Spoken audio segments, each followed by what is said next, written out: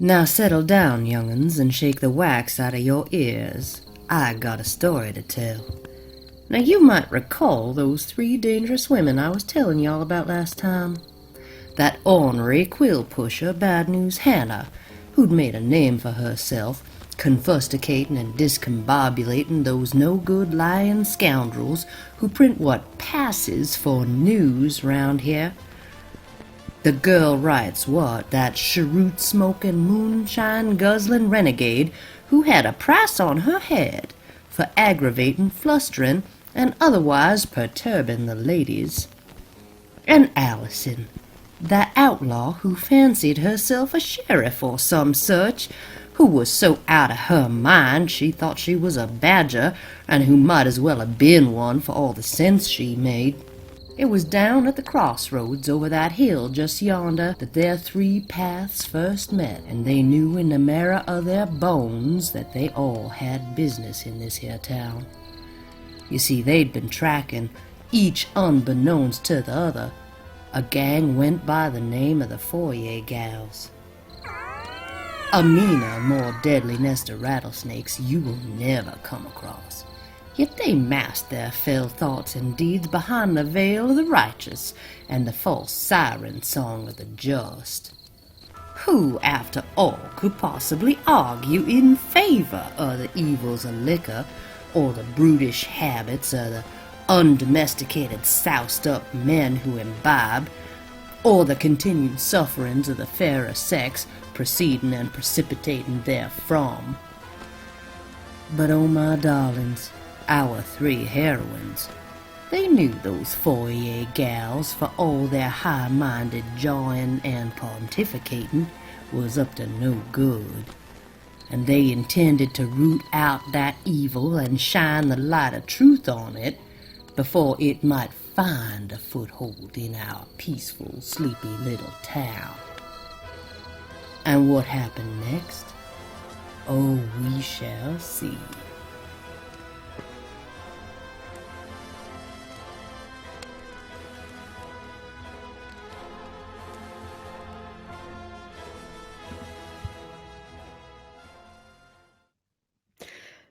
Welcome to Honey Badger Radio Classic Episode 2.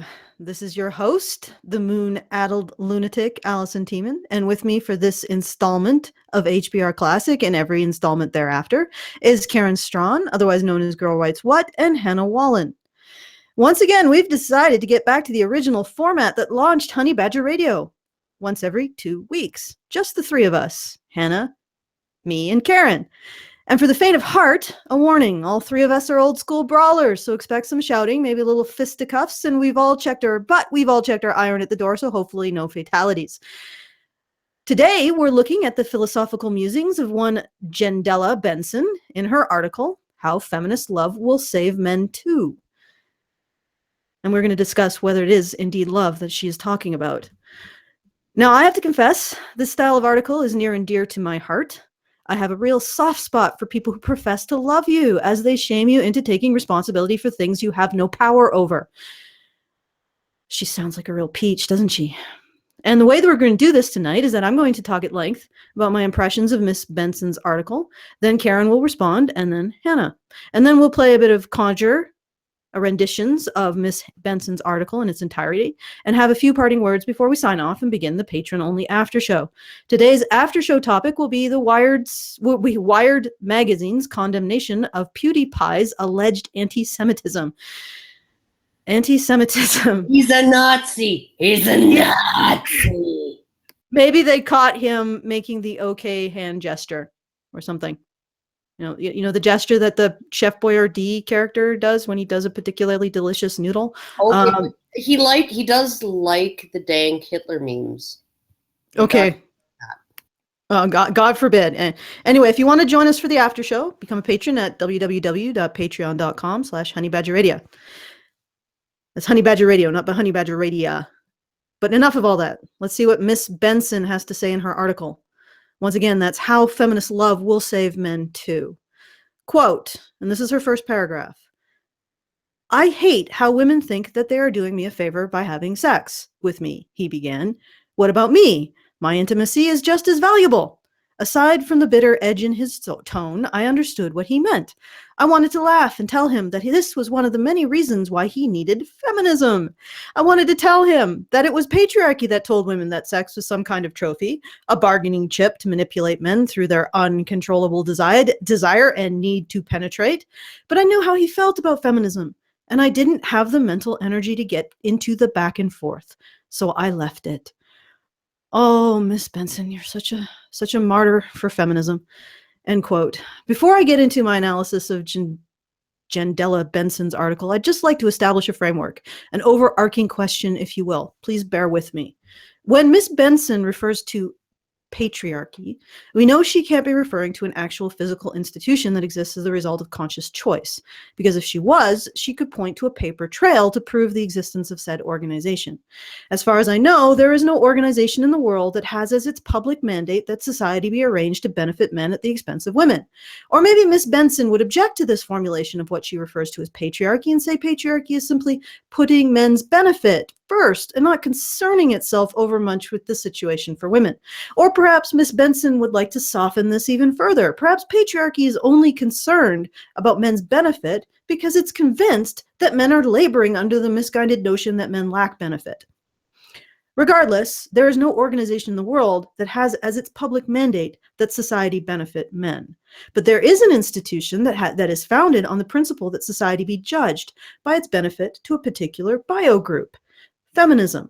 From its inception, feminism was defined as the principle of judging society by how well it benefits women, without regard for the situation for men. And feminism is an institution with a massive paper trail. So we have patriarchy, a theoretical institution that works to benefit men, theoretically, allegedly, hypothetically, through feminist conjecture, but no invoices, no letters, no memos, no phone calls. Patriarchy leaves none of the physical evidence that accompanies any sort of movement of financial, social, or political influence. And then we have the very real institution of feminism that works to benefit women. Not just invoices, backroom letters, memos, and phone calls, but also magazines, press releases, government-funded ad campaigns, billions of dollars of public, not even private backroom influence, public influence, visible public influence. But somehow the existence of feminism's gigantic paper trail indicates nothing about society's values and who society chooses to benefit. Feminism's paper trail alone, the waste it leaves behind in the wake of its influence, is probably itself worth millions of dollars. But no, feminism's paper trail indicates nothing about society's priorities, because feminism is the underdog fighting against that dastardly patriarchy. Patriarchy, an institution so dastardly it defies the laws of reality and leaves no trace of its influence. And if you try to counter the complete lack of hard evidence of patriarchal influence on society with, but Allison, patriarchy is just really good at hiding itself. To that I say, patriarchy is so socially acceptable, benefiting men is so socially acceptable that it has to hide itself for fear of being found out. And feminism is so socially unacceptable that it can freely leave a paper trail that would choke the Grand Canyon.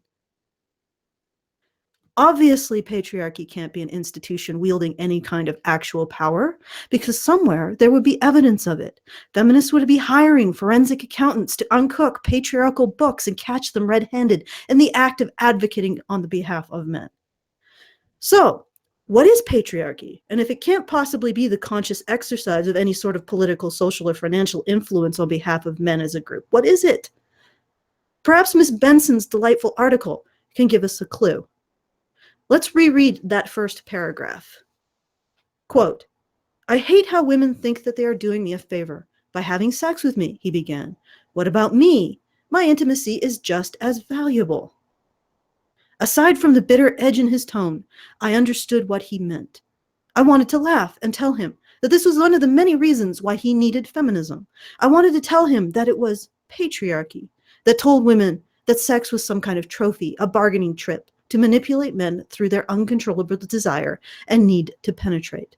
But I knew how he felt about feminism, and I didn't have the mental energy to get into the back and forth. So I left it. End quote. In this first paragraph, Miss Benson establishes some features of patriarchy. Actually, before I continue, let's demystify the nomenclature being used by Miss Benson. From this point onwards, I'm going to use as the phrase male social benefit to refer to patriarchy and female social benefit to refer to feminism.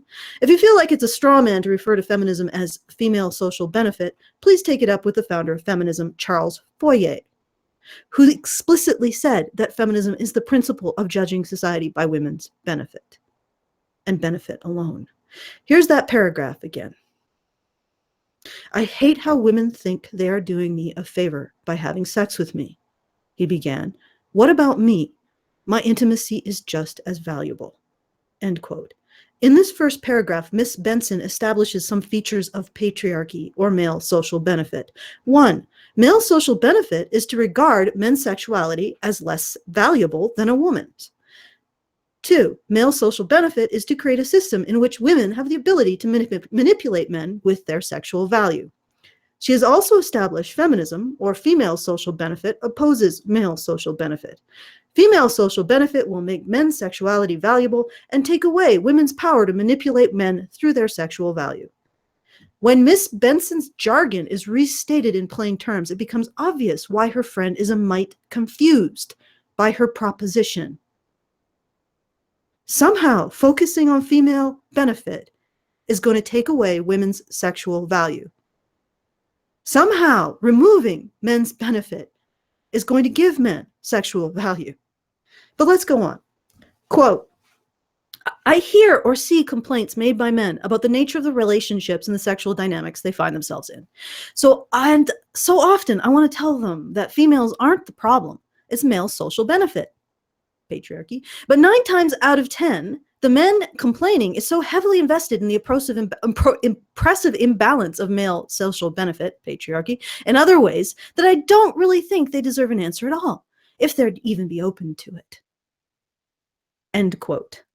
Miss Benson has revealed another feature of male social benefit, patriarchy. Even though male social benefit, patriarchy, leads men to having less sexual value than women, and women having sexual power over men, male social benefit, patriarchy, gives men social benefits that men prefer over having sexual value.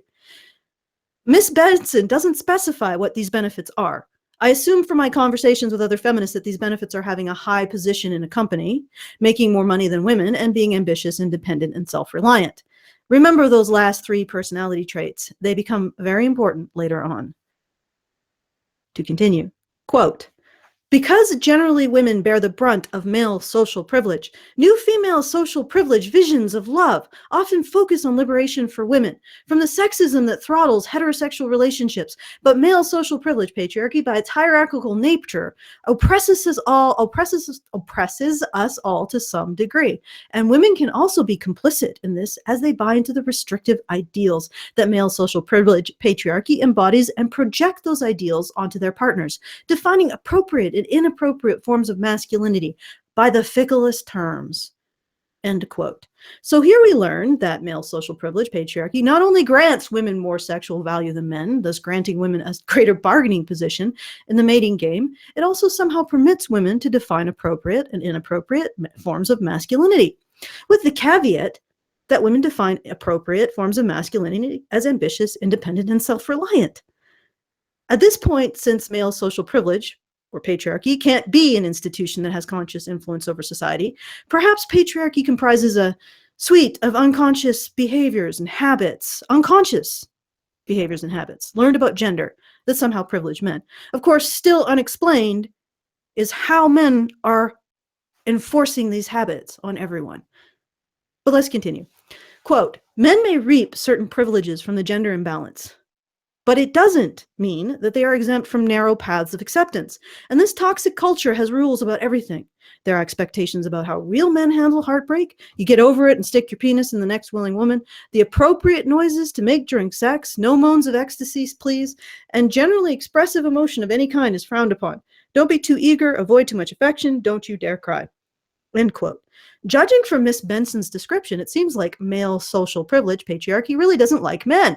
To be honest, male social privilege, patriarchy sounds like an abusive relationship in which the man isn't allowed to burden male social privilege, patriarchy, with having to acknowledge any aspects of his internal life or humanity. Quote, Male social privilege even robs men of the simple joys of home life. When it tells them that the home is the women's domain, nurturing children is a female concern, and the steadying comfort that can be found in long-term relationships is a prison that needs to be avoided for as long as possible.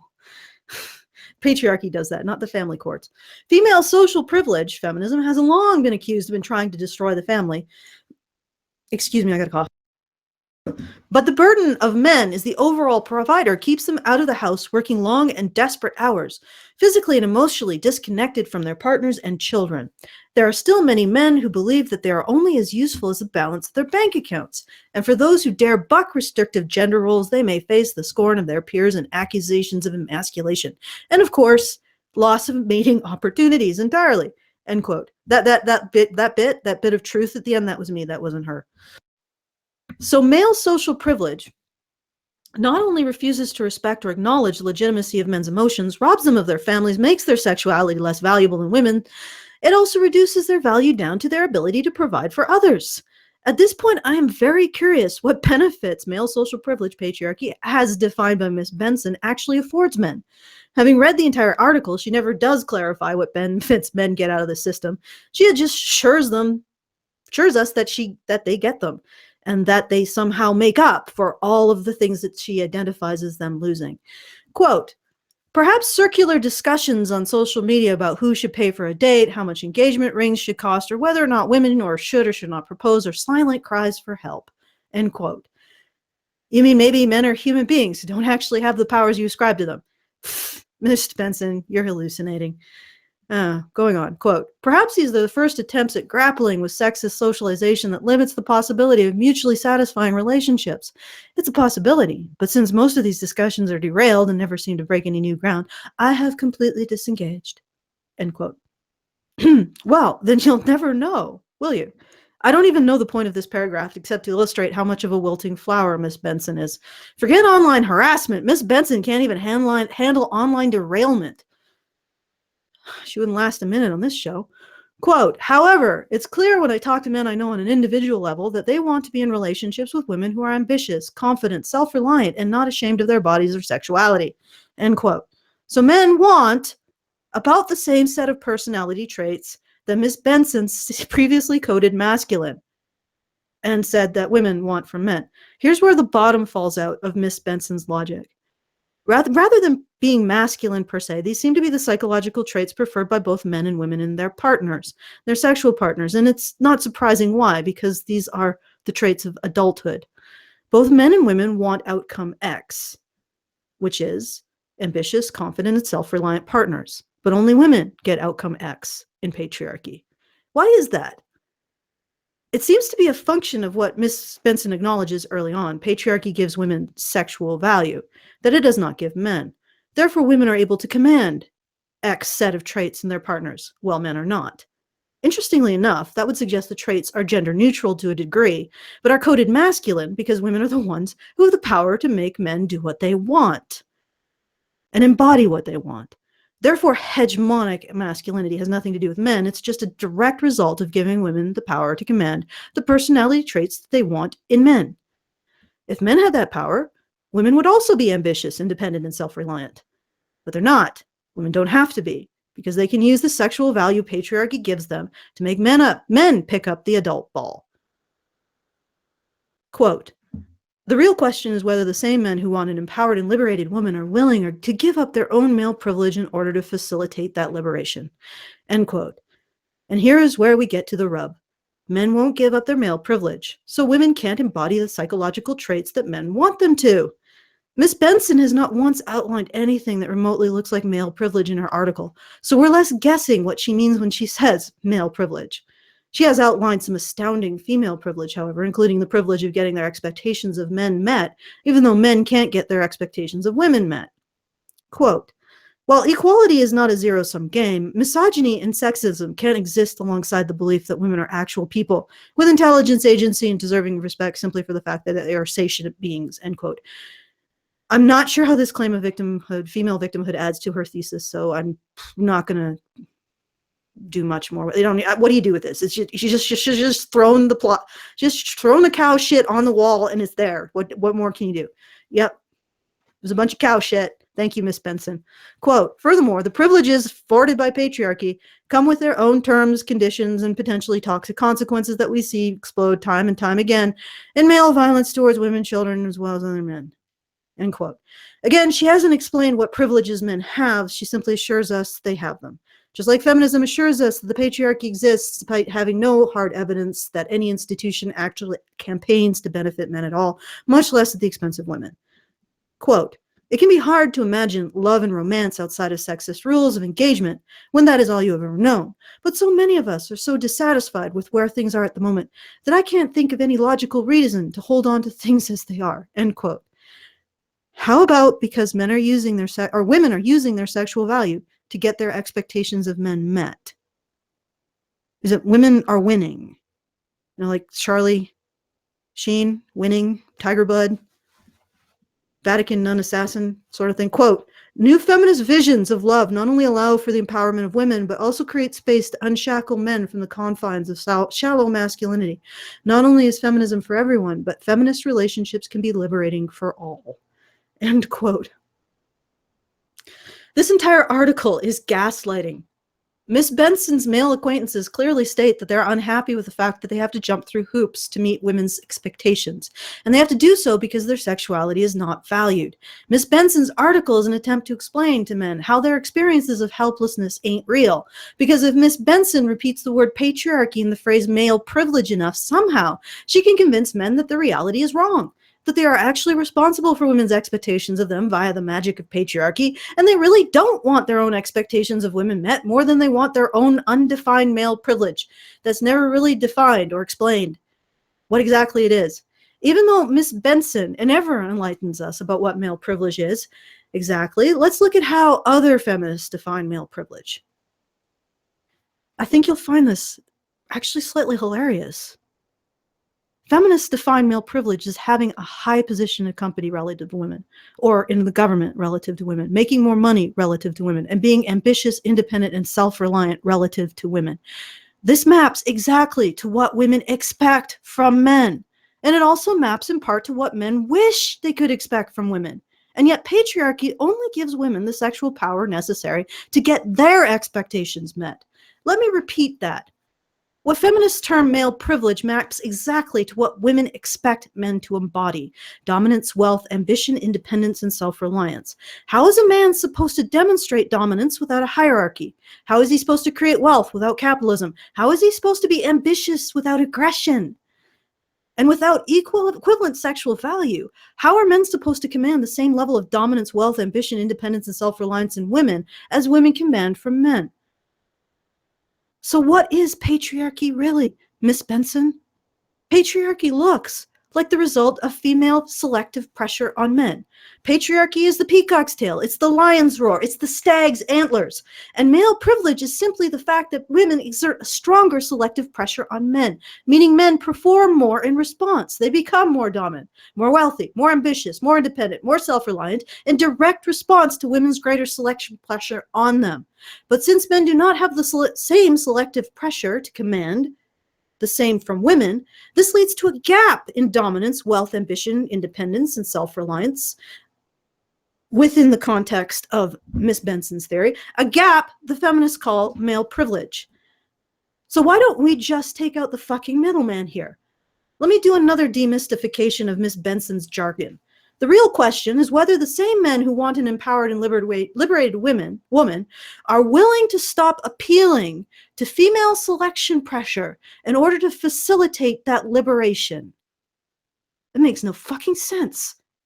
If men are the ones who are responding to female selection pressure, they don't have the power. They don't have the power to liberate women from their already more powerful position. Patriarchy doesn't create female selection pressure. That's always existed. It's a law of nature. Female selective pressure creates patriarchy. It also creates what feminists call male privilege, because the gap in achievement between men and women is created by the differential in selection power that favors women. If women can make men embody these adult traits that even men want in women, of course there's going to be a gap.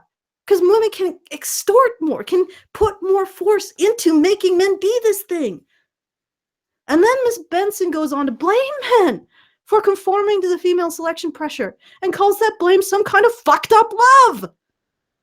Occam's razor, Miss Benson. You don't need patriarchy or male privilege to explain what's going on here. Your male acquaintances are absolutely right to shut you down when you start in on this bullshit. You just need to recognize that women are using their greater sexual value and greater selective pressure on men and compelling them to exhibit traits that both genders value, but only one gender can command in the other to any significant degree. Patriarchy, wage gap, all of that is female sexual selective pressure on men. All right. Guys, are you still with me? And you want me to add to this. You want me to add to this. Oh, but here's the thing. Here's the thing, Allison. I know, no, but there's something you can add. Men have to become what women don't want, right? They have to give up their male privilege, okay? They have to become what women don't want before women will value men's sexuality. That's literally in there. That men have to give up their privilege before they can expect for their sexuality to be valued as much as women. So men have to actually give up all of their value to women in order to be valued in the eyes of women.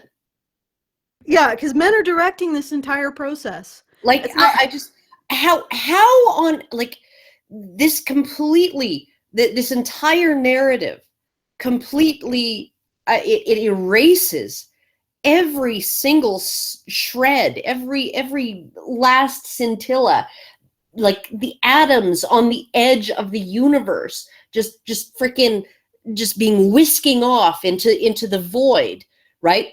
That last little bit of female agency, right? That feminists might have been willing to acknowledge was there, but now it's gone because men direct the entire dance, apparently, right? Unlike in almost every other species, and you can say every mammal species. You can say what you want about certain species, right, of animals where the females compete about as vigorously as the males. Those females are not competing for sexual opportunities. They are competing for specific sexual opportunities. These females are not mating with every male. They're competing with each other to mate with the top males, right? That's what it is, right? And so essentially what she's saying is biology means nothing, right? Women's agency means nothing. Women's role in this means nothing. It is all down to men, and men have to give up what tenuous value they have, right? In today's society, where 60% of university graduates are women, where women under 30 with no children earn more than men, where unmarried women all through their lives, unmarried childless women earn more than unmarried childless men since the 1970s, right? All of that shit, right? Men have to give up all of the things that they do. They have to stop doing all of the things that they do to attract women in order for women to value their sexuality equally. What the fuck? Okay, I put my name in. Hannah, when you want to go, just text and tell me. I don't know where you're at, so I'm not gonna push you out there. But I'm in Ohio.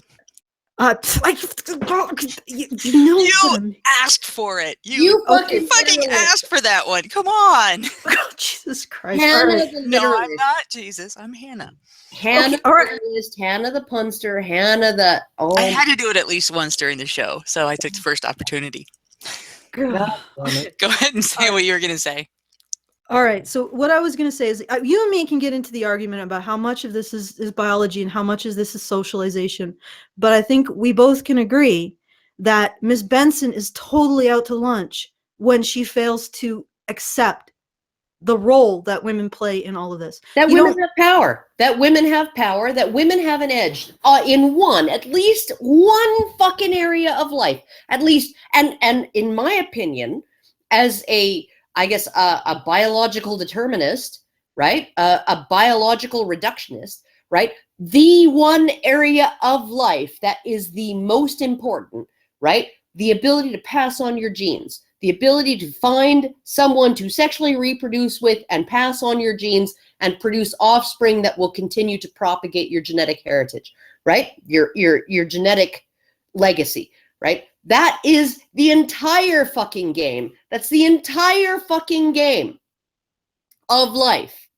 Okay, and everything that we think is like, life is about meaning, and it's about finding a purpose and all of that shit, right? Okay, yeah, okay, we have all of that because people who had that passed on their genes, and people who didn't pass on their fucking genes, right? Okay, so that's the fucking game. That's the end game. Passing on your fucking genes. That's the thing. That's the driver of everything, right? If people who didn't get hungry when they were hungry, if people who didn't get thirsty when they needed water were equally able to pass on their genes, nobody would be hungry or thirsty, right? Okay, Karen. I'm sorry. This is the big fucking. I know. And I just want to clarify one thing. This one area where women have power over men, where women are more valuable than men, right? Men have to give up everything else. They have to give up everything else in order. Like what? I just want to shape what you're saying a little bit, just because you're right. I just want to.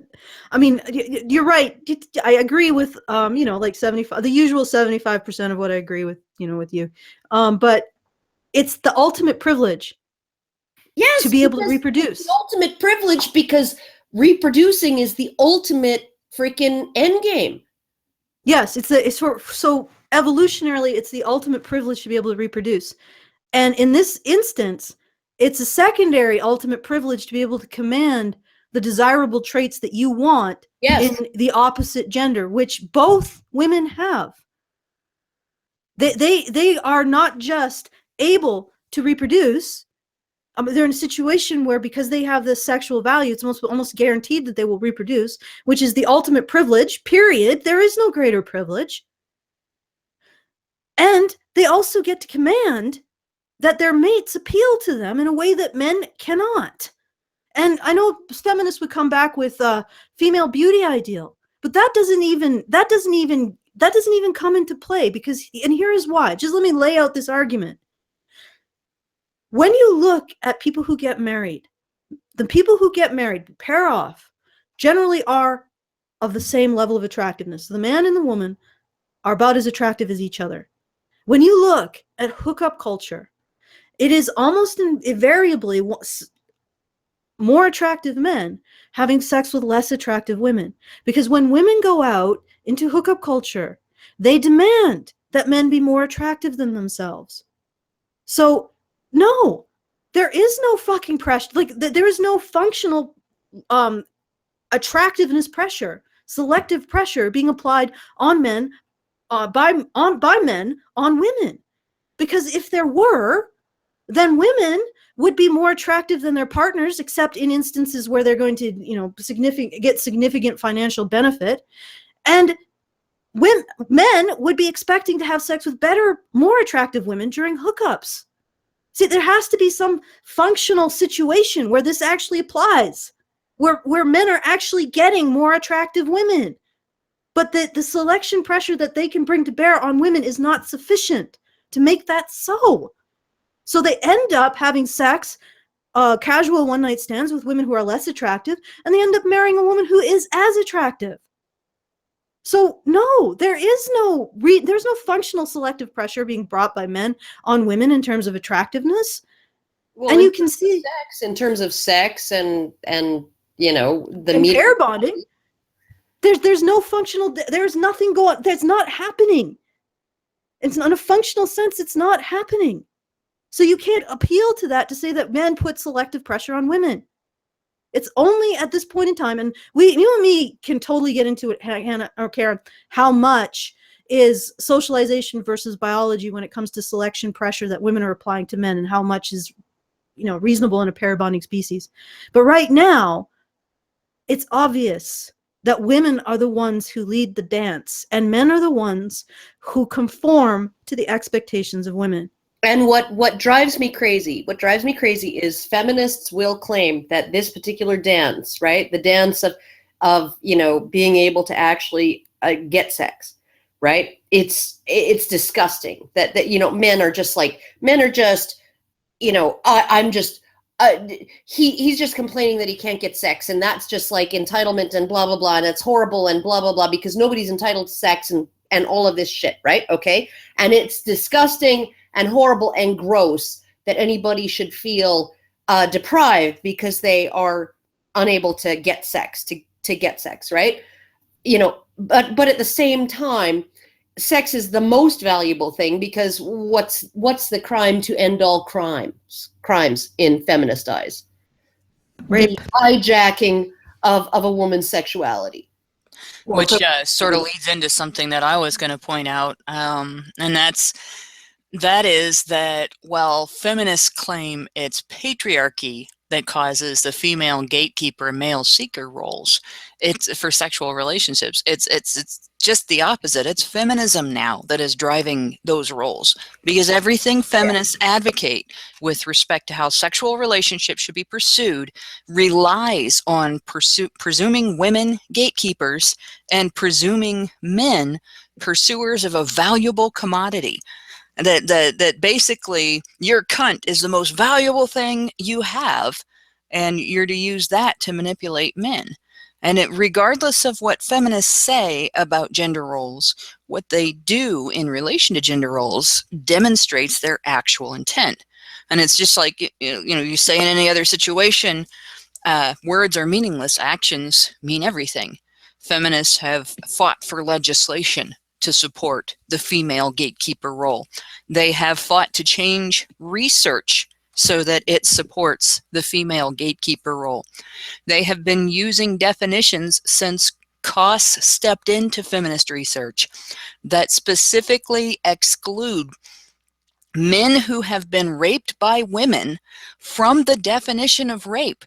That is the female gatekeeper role put into research that is used not only to inform law and policy in the United States, but all over the world. The United Nations is using Mary Koss's definition for rape in research that they do on sexual violence in every country that they research this in. So feminism is all about enforcing those gender roles. They have no business claiming to be opposing them. And it's the bit about the engagement ring is another example. Here this writer is bitching about patriarchal gender roles, and she brings up engagement rings, and she never bothers to point out this is a situation where a man has to spend 2 months' salary, according to social norms, just to buy the right to ask a woman if he can support her for the rest of his life. Now, how much more enforcement of gender roles do you need? And at no point has she criticized this in her article. She never said, that's not really fair to men. She never said anything about how that's treating women as being far more valuable than a man. Nope, not a word. And as a feminist, it kind of shows that she not only approves the gatekeeper role, but revels in it. And that's how feminists are able to call saying hello street harassment. Why? Because he didn't get her permission before greeting her, or he wrongly assumed that he was a valuable enough man to merit presuming that permission given. It's how they're able to treat the existence of consequences to poor sexual decisions made by women as an attack on women. Why? Because whatever sexual behavior a woman engages in is actually a dominant man taking advantage of her. It's how they're able to argue that consent from a tipsy woman is invalid, but consent from a blind, stinking drunk man is still consent. Why? Because it's assumed that he wanted sex.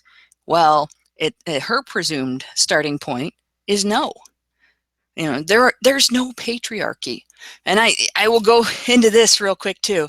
There is no patriarchy. Belief in patriarchy is based on circular reasoning. We always get told by feminists two sets of proof for patriarchy. One of them is that bad things happen to women, and the other one is that women are less prevalent in positions of authoritative responsibility, which they call power, like civil service, CEO positions, and business ownership. Problem is, bad things happen to men too, and women's prevalence in those positions is mainly due to women's choices, not dominance by men. And when confronted with those facts, feminist response is, it's gendered when it happens to women because patriarchy, and women's choices aren't really their own because patriarchy. So in one single step, they've resorted to citing patriarchy as proof of itself. That doesn't work. So there is no patriarchy. There is literally nothing for them to base their claims on. But there are gender roles, and they are imbalanced. And feminists are full of shit when they blame those on men. Women are the drivers of those roles, and feminists are the exploiters of them, and the ones privileged by them. Okay, I'm just gonna insert myself here into this opening. She talks about men talking about how much engagement rings should cost and other aspects of how they have to demonstrate that they've earned female sexual value.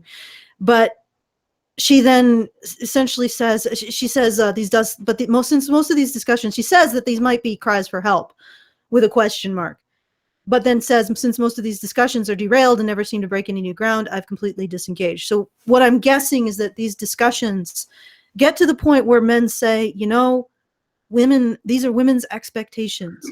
And then she comes in and says, but you need to let go of your male privilege and patriarchy, and that's going to stop women from having these expectations. And the men say, we don't have control over women's expectations. By definition, we don't. I'll be honest, I suspect that she thinks disagreeing with her is derailment.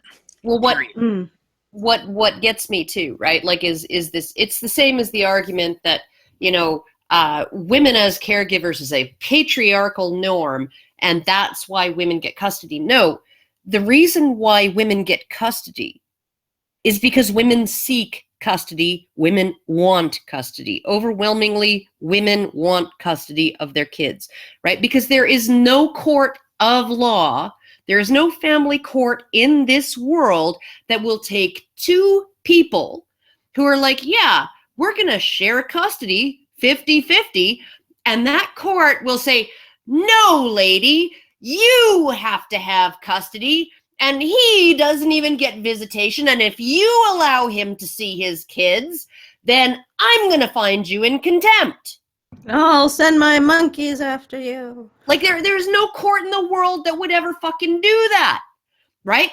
So these are what women want, right? So the courts complying with what women are requesting is somehow an oppression against women because patriarchy. What the fuck? And that's not even getting into the history of mother custody, which is a feminist innovation. Okay, back in. I'm going to slide myself back in here between you two ladies. All right. So here's some other shit that she says. And what's interesting is that she actually demonstrates this kind of shaming sexual selective pressure in her actual article. So when her male acquaintances talks about being sexually invisible, she says, aside from the bitter edge in his tone, I understood what he meant. So she is judging the fact that he feels bitter. Loser. He's just a bitter, neck-bearded loser. Oh my God. Allison, just try to like actually look at it through the feminist lens. Oh my God. Like, he's bitter. He's bitter because he's just such a loser. Yeah, but when black women and older women and fat women, talk about feeling bitter about being sexually invisible or not having as much sexual value, feminists don't say, oh, that bitterness, it's I can't understand it. Of course you can understand it. It's being sexually invisible. It's not having the same sexual value of someone you desire. It's painful. It's uncomfortable. It's not fun. It's not pleasant. It's not pleasant. And the fact you can't understand it speaks volumes, that you can't understand that men have an interior world. It's like that. It's like that difference that I talked about in one of my the nice guy video that I did between the movies Some Kind of Wonderful and Pretty in Pink, right? I think they were both produced and directed by the same guy. But it was essentially, one was they were both stories of unrequited love, essentially, and in Some Kind of Wonderful, the longing, pining, female character ends up getting the guy in the end, and in Pretty in Pink, John Cryer's character, Ducky, ends up, sacrificing his happiness so that she can go pursue her romance with that rich asshole who like treats her like shit. Okay, and essentially, it's a disconnect between what we feel, I think, is, what society, everybody commiserated with Mary Stuart Masterson's character in Some Kind of Wonderful. Everybody thought, oh my God, she's so sympathetic. Oh my God. Like, when will this guy wake up and realize that he has this woman who's just like so perfect for him? And she's just like wonderful and great and unique and valuable and wonders. She's some kind of wonderful, right? She's great. And just wake up, dude. And then when they get together at the end, they're like, yay! And with Pretty in Pink, it's like, oh my God, he's so pathetic. He's a nice guy. And he only becomes noble when he gives up everything he wants for her. Yeah, it's a difference in being able to understand that men have emotions. Like she says, oh, patriarchy makes it so that men can't, acknowledge, respect, have their emotions. And then what does she start her damn article with? A judgment of his emotions. Yeah, you're just bitter. They don't want men to have their own emotions. They want men to wear the emotions that feminists have written for them to put on. There's a totally different thing there. They don't want them to care about things for themselves. They want them to learn to play a musical instrument and cry when bad things happen to women. That's their emotions that they're allowed to have. And if they buck the system, all of a sudden, all of that feigned sympathy is going to disappear because it was never there in the first place. Okay, I wanted to say something. I wanted to make this more about defending men against being shamed, but the problem is it always circles back to feminism, because feminism is doing the lion's share of the public shaming of men. And they're at the moment. At the moment. And this is the perfect example of it. And also, feminist theory is an explanation. It seems to be like this series of epicycles, a series of just jargon that you just insert a couple. You say a couple patriarchies, a couple hail male privileges, and then suddenly men are responsible for something that they can't possibly be responsible, and you don't have to care. And this is the big thing. It's not just feminist women who don't give a shit about men emotionally. I mean, I remember reading a story from when Stop Prison, Just Detention International stopped prison rape, because I've been on the internet looking at these issues that long. And there was a story about a guy who was raped in prison, brutally raped in prison. And he ended up in a relationship with a woman who told him that she had been raped by her uncle when she was like 12 or a young person or a young kid. And she said to him, oh, you couldn't possibly know what that's like. And then he said, no, actually I do. And he described his experiences of being raped in prison. You know what she did? She called him a punk ass, a weak punk ass. And she said she couldn't believe that she'd had sex with a man that weak. And I'm like reading this and I'm like, holy shit. And this is the behavior. This isn't just the behavior of feminists. The difference between feminists is somehow that if that woman was a feminist, she wouldn't have said you're a punk ass weak man. She would have said, well, but really, when those guys were raping you, they were expressing patriarchal dominance, and it was their male privilege and misogyny. Therefore, I'm the bigger victim of what just happened. So instead of just calling him a coward and a punk ass weakling, She would just put in some scientific-y sounding buzzwords to excuse the same exact behavior. Actually, And she'd have claimed that men don't experience it as dramatically as women, because that's the claim that Mary Koss made. And she basically said that it was inappropriate to consider it the same thing when a woman does it to a man, or when a man does it to a man. It's inappropriate to consider it the same thing, with the implication being they don't feel it as much. It doesn't hit them as hard. Women have it worse. She would have woman worsted him one way or another. Okay, just let me finish this, Karen. Okay. When she said that, what's really scary about feminism is they're taking that really terrible, ugly female behavior, and it is fucking ugly. Like, it's one of the ugliest behaviors I look at this and I'm like, holy shit, I don't even know how we got this far with pair bonding, that men just didn't just say, you know what, fuck you, I'm going off into the wilderness. We'll perfect parthenogenesis somehow. Because this is behavior. This, if I were a man, this would be a deal breaker with an entire gender, to be honest, doing that. And what's scares the shit about me with feminism is they take that shitty ass female chauvinism, saying to a man who was multiply gang raped that he's a pussy ass weakling. Saying that to a guy who's been multiply gang raped, they take that behavior and they enshrine it into some sort of scientific-y theory, some kind of pseudoscience that they can just belch out every time they as a woman want to engage in some of the most rank female chauvinism to shame men's emotions and vulnerabilities. So instead of actually being able to clearly point out and say, hey, you're a bitch, now we have to deal with all of this scientific bullshit to justify her being a bitch. And she can hide behind it. Yeah, no, because you know why? Because he was raped because of misogyny.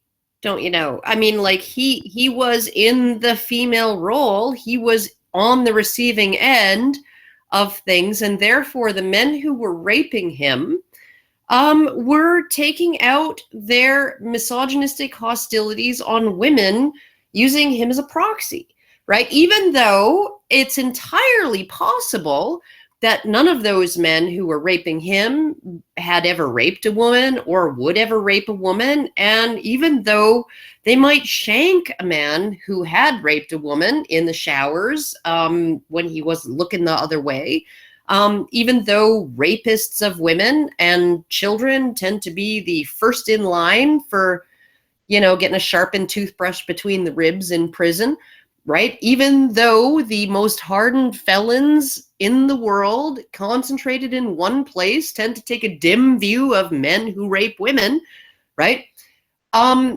Those men, those same men, when they enact sexual dominance on other men in prison, they are actually engaging in misogyny because they are really raping a surrogate woman. Yeah, it's misogyny by proxy. And for anybody who's like, oh my God, you guys are just exaggerating, I believe it's Laura Stempel, the CEO Lara Stempel, the CEO of Just Detention International, which is possibly the largest organization in the U.S. that's organized against prison rape, literally said this shit in public to a fucking Jezebel. I don't know if you want to call them journalism, but Jezebel or feministing, one of those two. Yeah, that's not journalism. She talked about how when men rape men in prison, it is actually a manifestation of misogyny against women. So don't give me, and if you want, I will give you the link to this. Don't give me the shit that this is not feminist sentiment. And this is another example of what I was talking about before. Feminists pushing gender roles. Calling this misogyny is another push for everybody to view sex through the eyes of the female gatekeeper role and the male pursuer role, with the idea that at the toxic end of it, the male pursuer pursues without the female gatekeeper's permission.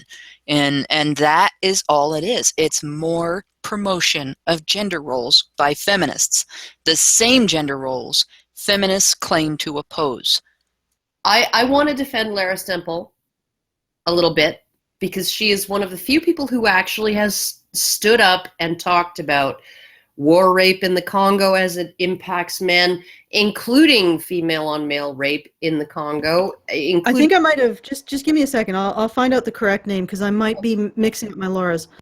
Okay, but I will say that anybody who actually has observed the behavior of other primates, ritual mounting is something that chimpanzees do, male chimpanzees do with other male chimpanzees, baboons, macaques, any sort of very, very high, any tournament species of primate where you have multiple males living in a social group, right? Rather than just one head honcho male and a harem of females, right? You will see behaviors called ritual mounting. And they generally don't involve penetrative sex. Sometimes they do, but they generally don't. And they are what is considered to be dominance behaviors or emasculating behaviors. But the thing is that it's not like, to emasculate a male does not make him a woman. It makes him no longer masculine, right? Yeah, I mean, all it does, it takes away his masculine virility. It takes away his status as a male. It makes him a male of lower status. It makes him more disposable. Yes, it doesn't turn him into a woman. It doesn't confer upon him the status of a woman.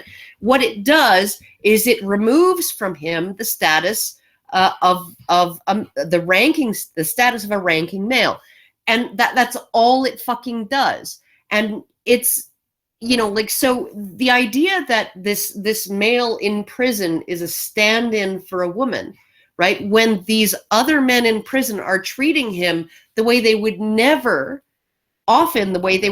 treat a woman, right, is absolutely fucking ridiculous. It's even more ridiculous. And actually, I want to clarify and be very careful about this clarification. The individual I was talking about, his name is Louisa Stenau, not Laura Stemple. Laura Stemple. Okay, everybody listening? As far as I can tell, even if Laura Stemple identifies as a feminist, she is a decent human being, because she does bring attention to the marginalized victims of rape, and she's done a lot of work in that sphere. So it's not Laura Stemple. Laura Stemple's one of the good ones. It's Louisa Stenau, and I don't think she's actually the CEO of Just Attentional International. Maybe they got rid of her. One could hope, because of this bullshit. And the other thing I wanted to do to add to Karen's point is that if you look at prison culture, there is a class of inmate called a fish, and a fish is physically male, and I believe they identify as, they might either identify as a man or a woman, but they wear women's clothing and they choose to engage in the female role in sex. So they choose to be penetrated.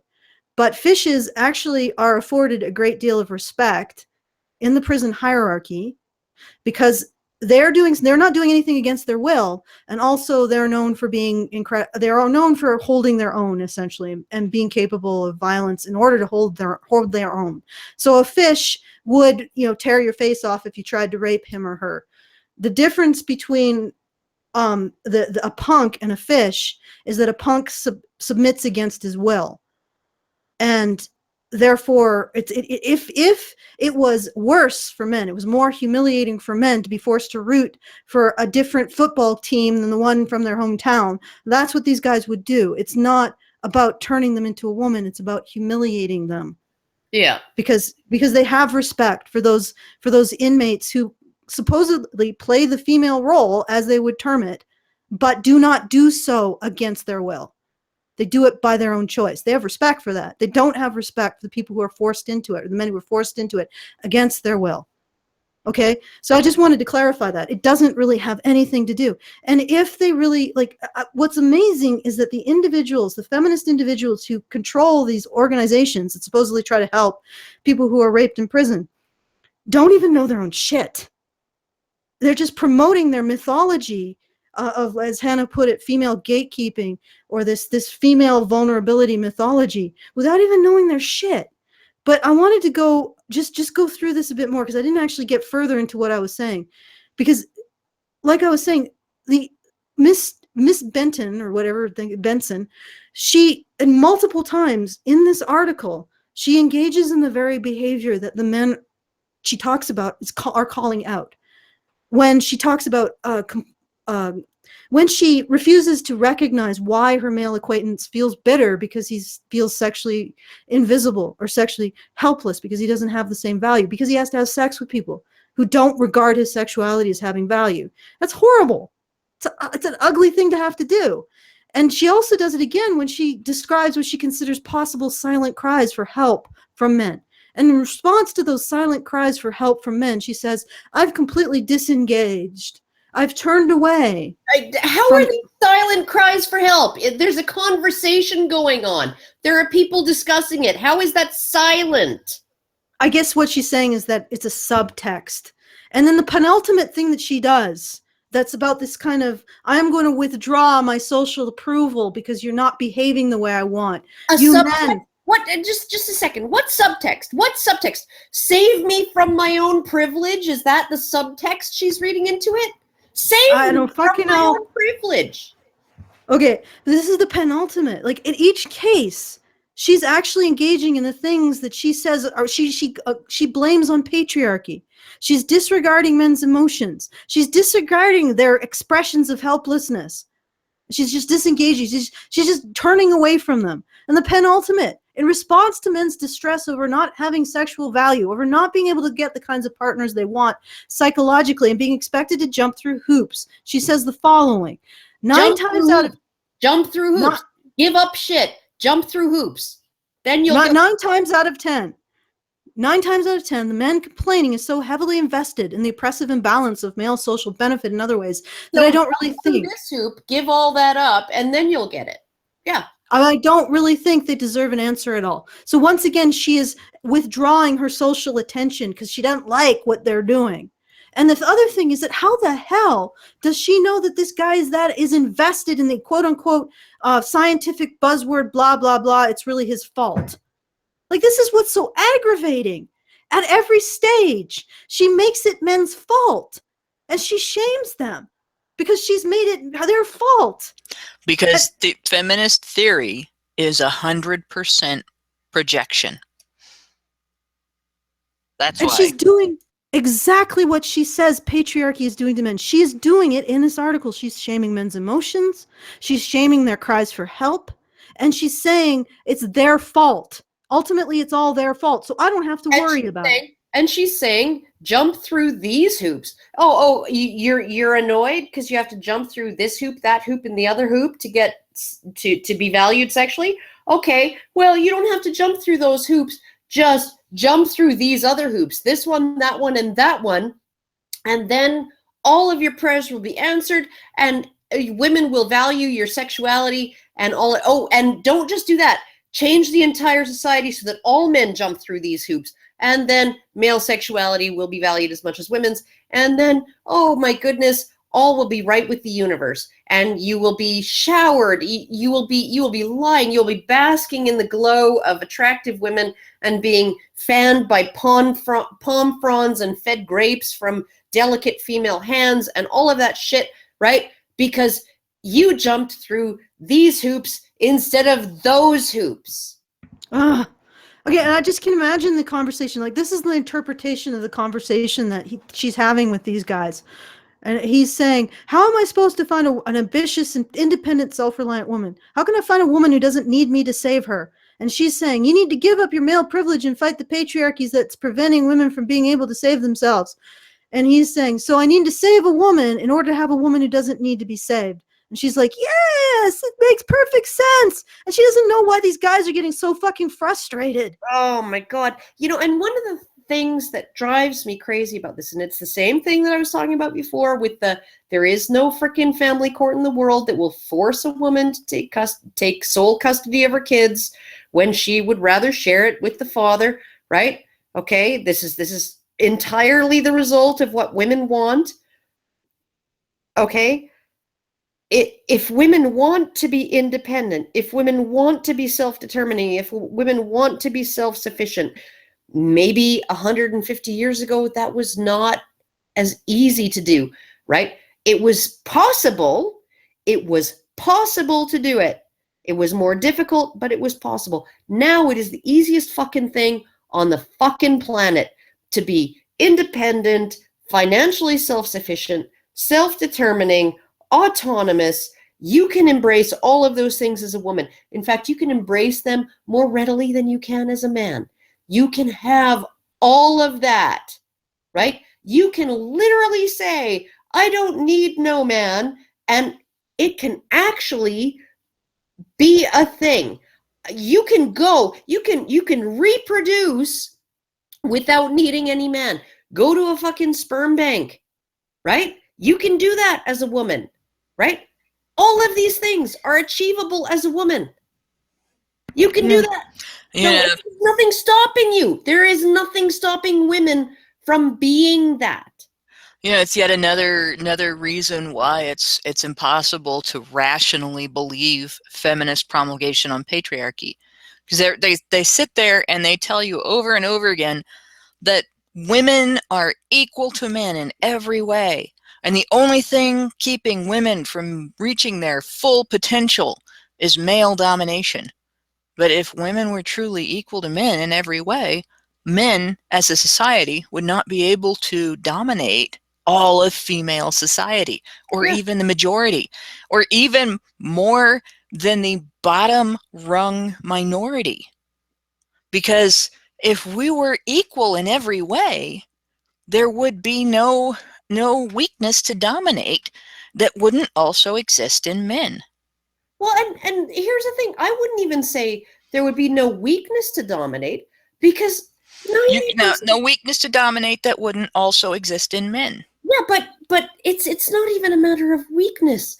It's a matter of preference. It's a matter of desire. It's a matter of what people want. It's not a matter of whether but the fact is they wouldn't, even if they did want, even if men were desperate to dominate women, even if men's goal, their whole existence, everything they lived for was about dominating women. If what feminism says is true, that women are equal to men in every way, men wouldn't be able to do it. It would not be possible. Agreed. But this is they don't. You're right. They don't. They very clearly don't. Because they've organized their entire society for our benefit. Women don't fucking want. They don't want that shit. Like, I'm sorry, but like, and as much, and call me a fucking traditionalist. I'm not advocating traditionalism. I am just trying to explain where women are, what they are like, what they are thinking for the most part, right? Is that, when women get married, they want to be able to stay home with their kids. They want to be able to stay home for a year, maybe two, with each kid. That's what they want. And their men are willing to provide that for them, because their men value them to such a degree that their men are willing to support a family, not just themselves, but 3 people, 4 people, 5 people on their own, in order to give their women what they want. Okay. And somehow,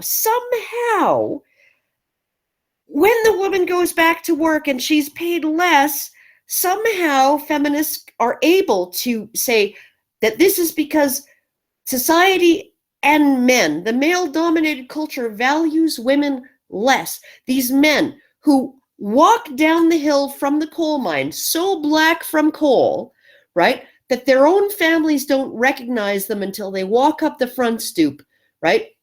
And they walk in the door, they hand their packet of pay to their wives.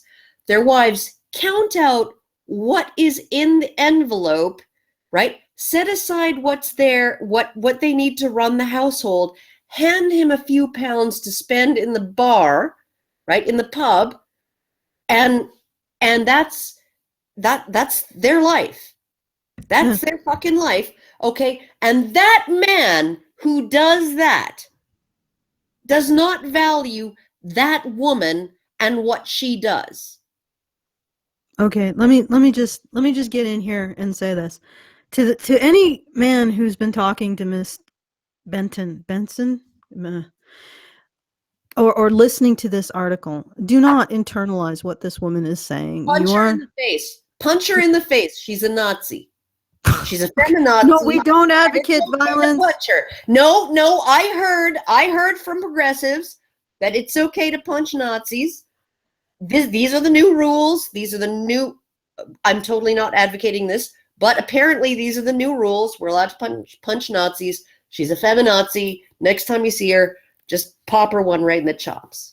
Okay, this is obviously facetious and satirical to anyone who is listening. Nobody here is actually advocating violence against, because we don't actually believe that there are fucking Nazis. And we actually have to say this because feminists don't understand jokes or satire or sarcasm. They don't sarcasm. They don't know humor. We're mocking your advocacy of violence. I would say that feminism's inability to understand sarcasm is like autism. Deliberate? Except for autistic people make much more sense than feminists do. Okay, all right, okay. I'm going to get into this. If you're reading this article and you're a guy reading this, do not internalize what this woman has said. Don't allow women to apply the terms patriarchy and male privilege to force you to take responsibility for things you do not have responsibility for. And one of those things is female selective pressure. And I want to say to these guys who are upset that they aren't able to get a woman who embodies the qualities that they want. And I can see this. I can see the frustration of these men, because what they want is a woman who takes responsibility, and what they get is Miss Benson, a woman child who needs a bunch of unscientific buzzwords so that she can protect herself from the idea of adulthood.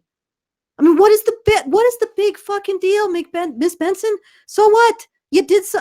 Women are not pure as driven snow. We make mistakes. We have completely ridiculous expectations of men. And we have our own agenda. We have an agenda. Yeah, we are not necessarily, the best people. We're just, we are just as bad as men, and then we're also facilitated in some ways of being worse. And you don't need to constantly be abdicating your agency in this issue. That is actually more toxic.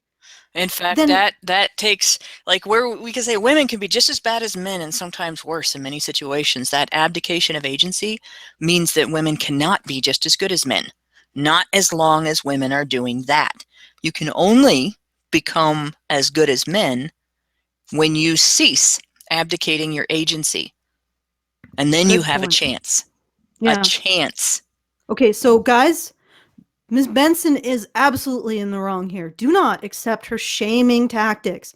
And the irony is that when you encounter women like this, realize that they are locked in a prison of their own immaturity. It's a madness. Feminism teaches them that, for example, and if feminism actually taught this to women, we could route it out better because it's so ridiculous. Feminism essentially says that women have no control over their hands and legs. And everything that their hands and legs do is the result of a man. Now, imagine a whole group of people being taught that. They walk down to the beauty salon and they have to blame the nearest man because they couldn't possibly have done it themselves. And it would just be madness. This is what feminism does to women. Boxing it femininity. Them. Boxing femininity. Boxing femininity. Oh, boxing Helena. Okay, gotcha. Yeah. Yes. Right in the box. Okay. Right in the box. No. Feminism is Munchausen's by proxy.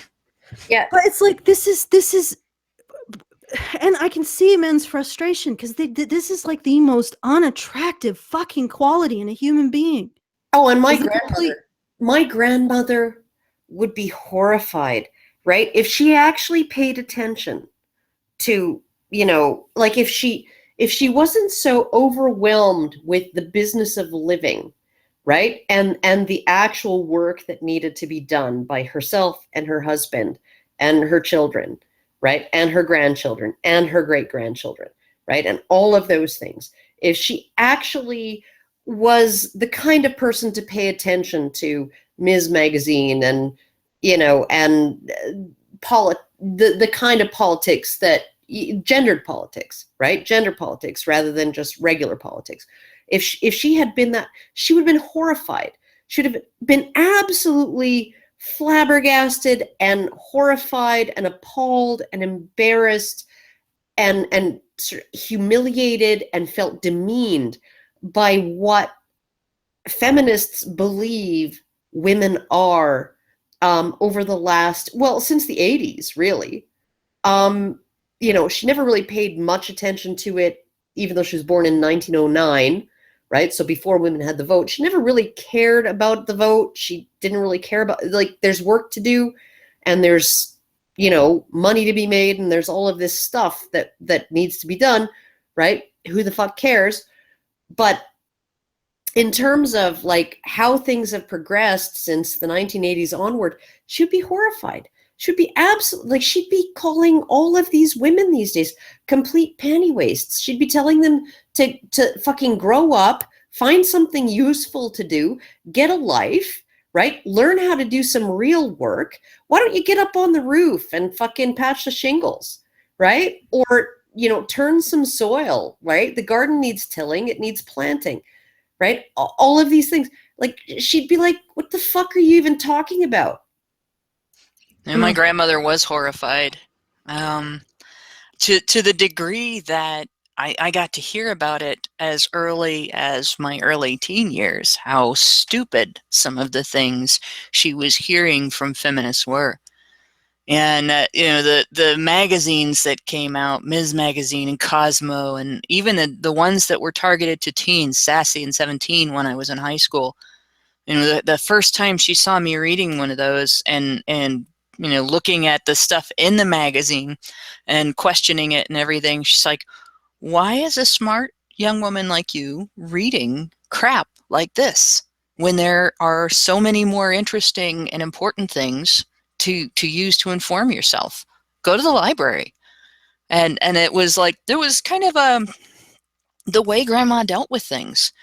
Grandma's the one that taught me, first and foremost, if you've got, this is terrible, somebody's got to do something about this on your mind, the answer is, well, aren't I somebody?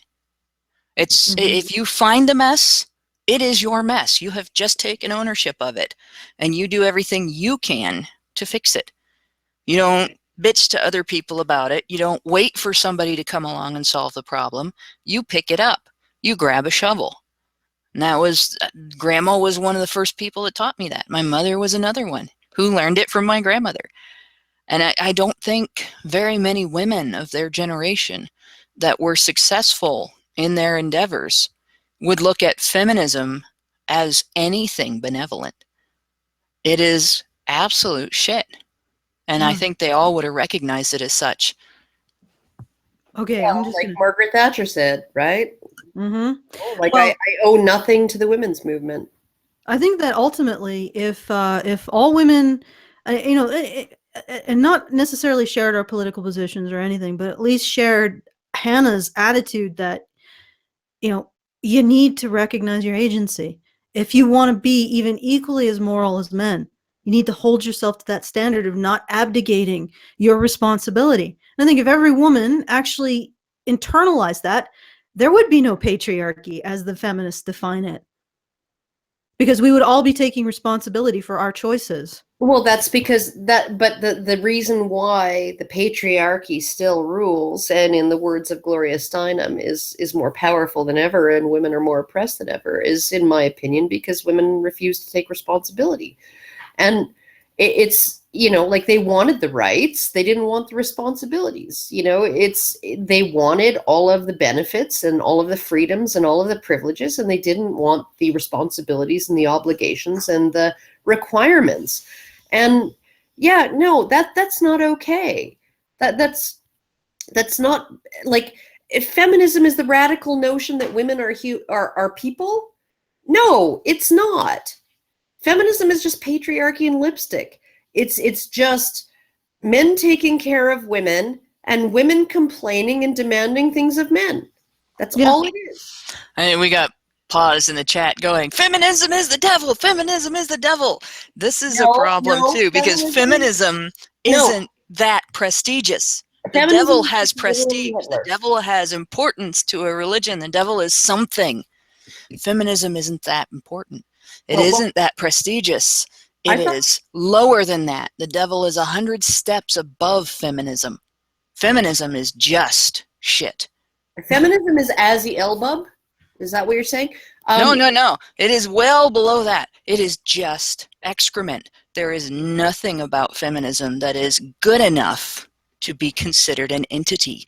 It is just excrement. It's trash, and it needs to be thrown out. It's ephemeral. It is definitely ephemeral, and it is able to shift and dodge and weave and move the goalposts and, and change its position. And, oh my goodness, women should have custody of their kids. And then, when people are like, hey, why is that a thing? That's not just. It's like, hey, no, that wasn't us. It was patriarchy. We want shared parenting. We think that men deserve equal custody. Except we're going to fight every bill that suggests that they should have it.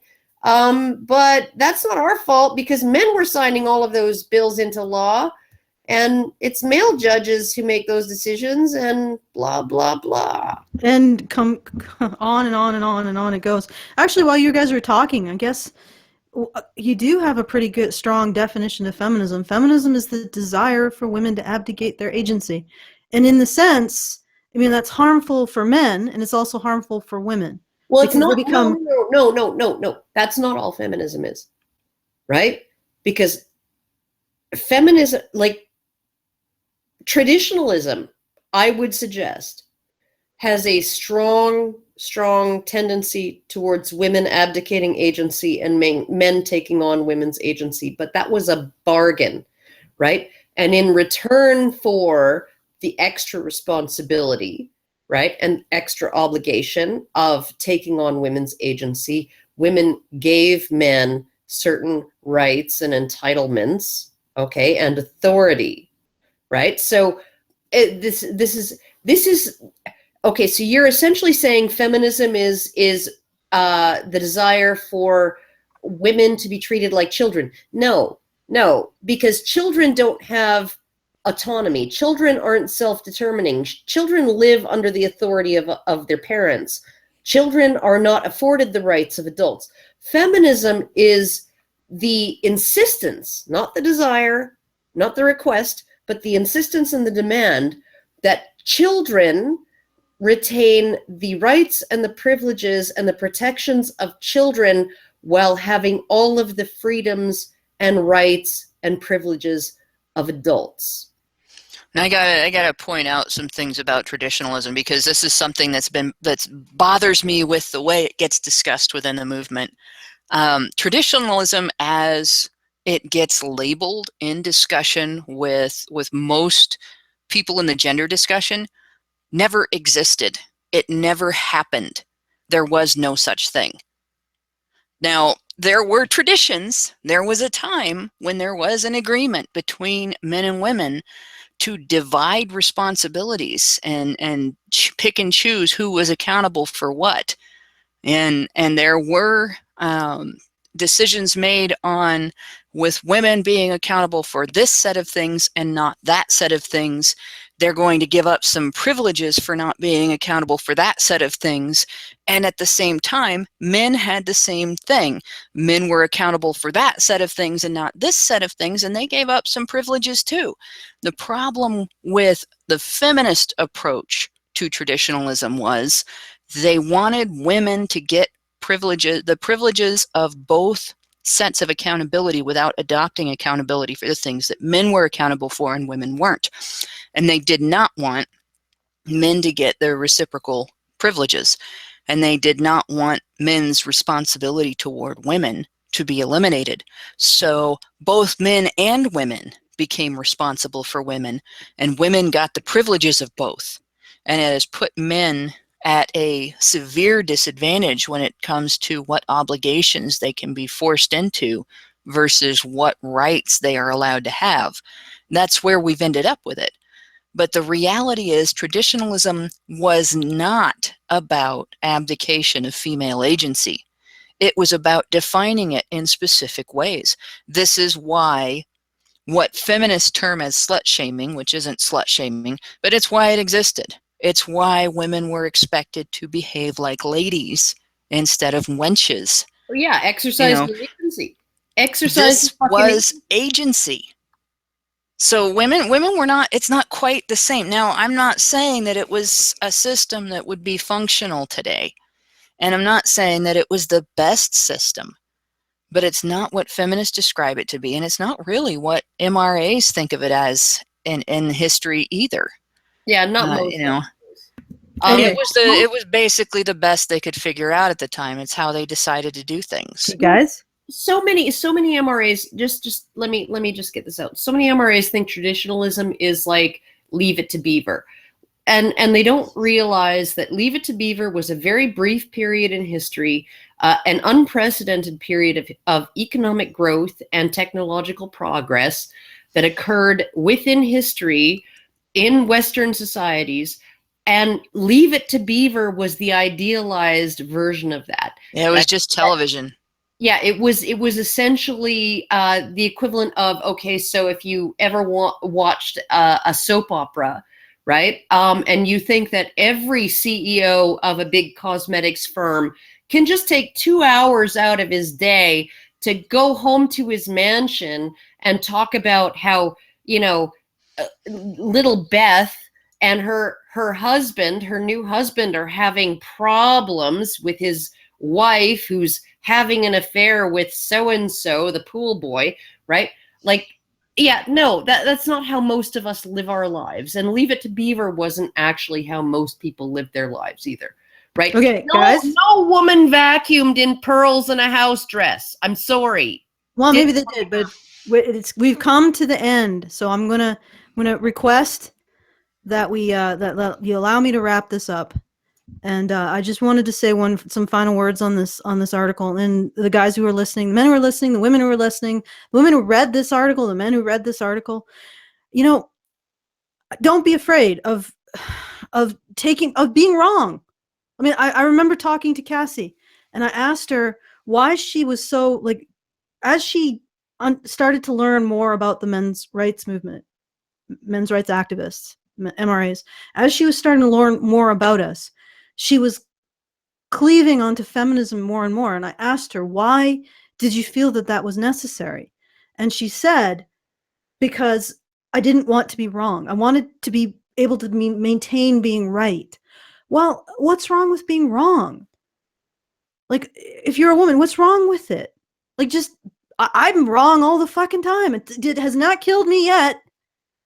I mean, even if you do something wrong, even if you do something unethical, you can always move forward from that by taking responsibility and saying, hey, you know what? Maybe I am asking too much of men. Maybe I should start thinking about what I can do for my male partner rather than always thinking in terms of what he can do for me. And when you do that, that actually is love. That is love isn't a passive emotion. It's an active emotion. And that's what's so hilarious about Miss Benson talking about feminist love. Feminism is nothing if not telling women to be entirely passive, entirely define themselves as being acted upon. Whereas love is active. Love is about what you do. Love is about how you help your partner, how you have a shoulder for him or your husband. That's what love is. So everything that Benson said has nothing to do with love. It's just shame and blame. And I said in that article, Benson, you need to choose to either blame men or love them, because you can't do both. It doesn't mean you don't stand up for yourself if you're a situation where a guy's running a bulldozer over you. And I notice that feminists have a problem with this. But it does mean that you don't blame. You don't treat men with contempt. You don't listen to them express a sense of helplessness and then turn it around on them and say, well, you know, your desire to have a female partner who takes responsibility and makes you feel loved, engages with you with an act of love. Your desire for that, well, you don't get that because you're part of a patriarchal conspiracy that puts women down and makes them victims. So you should feel ashamed of not just making women and making them into victims, but the fact that you even want this from women. You know, makes you a horrible person. And I'm going to treat you with this contempt and disregard because of your expectations that you want a woman who takes responsibility and understands the active component of love. And there's no shame in that. The men shouldn't feel ashamed for wanting a woman who takes responsibility. You're supposed to want that because that's an adult.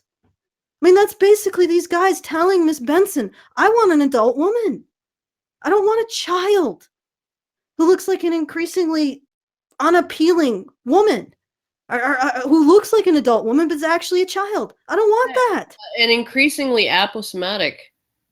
Yeah, it's like I don't with colors that warn you away because you're toxic. Yeah, I don't. It is. You should not let women like Miss Benson shame you for wanting that or make you take responsibility for not getting it because she can't take responsibility for herself. And to any women listening, you do yourself a disservice to listening to women like Benson and allowing yourself to just lean on this bullshit that allows you to abdicate your agency, to not take responsibility for your life, to not take responsibility for being a real partner.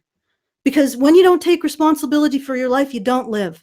And when you don't take responsibility for your partner, you don't love. So if you want a life that isn't a life and love that and never experienced love, then listen to Miss Benson and listen to feminism. I just want to actually say something very briefly because there was something in her article about, you know, men aren't allowed to make to moan or make noises during sex apparently. But you know, honestly, that's actually one of the most gratifying things about having sex with another human being, whether they're male or female, is getting some feedback. Knowing that you're hitting the right told spot. her that. Yeah. What idiot has taught her about sex? She doesn't realize that. I don't. Well, maybe that's what she demands, is a stoic partner who never actually. She can't tell when he's coming because he just never lets on. Well, you can't really tell with Benson's article whether or not this is actually patriarchy, actually what Benson wants in a partner and can't take responsibility for. She has to think that men just sort of spontaneously become exactly what she wants. Because if she looked at it too closely, she'd have to see her own responsibility in the situation. I'm picturing this woman as one of those bitches that asks, "Is it in yet?" Oh my God. Oh my God. Okay, all right, everyone, including myself, calm down. We got to move out of this because we got to go to the after show. And incidentally, if you're interested in joining us in the after show, we're going to talk about PewDiePie's alleged anti-Semitism. Once again, that is www.patreon.com/honeybadgerradio. You do have to become a patron to get access to that content because, you know, we need you guys, some of you guys, to pay us in order to be able to do this. But what we're going to be discussing is how PewDiePie is a blonde-haired, blue-eyed fucking Nazi. Oh yeah, definitely. Okay, but anyway, again, don't let Benson shame the shit out. Don't let her make you think that you are not just responsible for making women into these helpless victims, but also responsible for keeping them that way and should be ashamed for even asking them to actually be adults. Because that's the end result of all of this shit. Don't let this woman shame you. She doesn't know what she's fucking talking about. Anyway, Brian, can you play us out with the codger? Dance us outside. Dance us outside with the main man, our main man of age.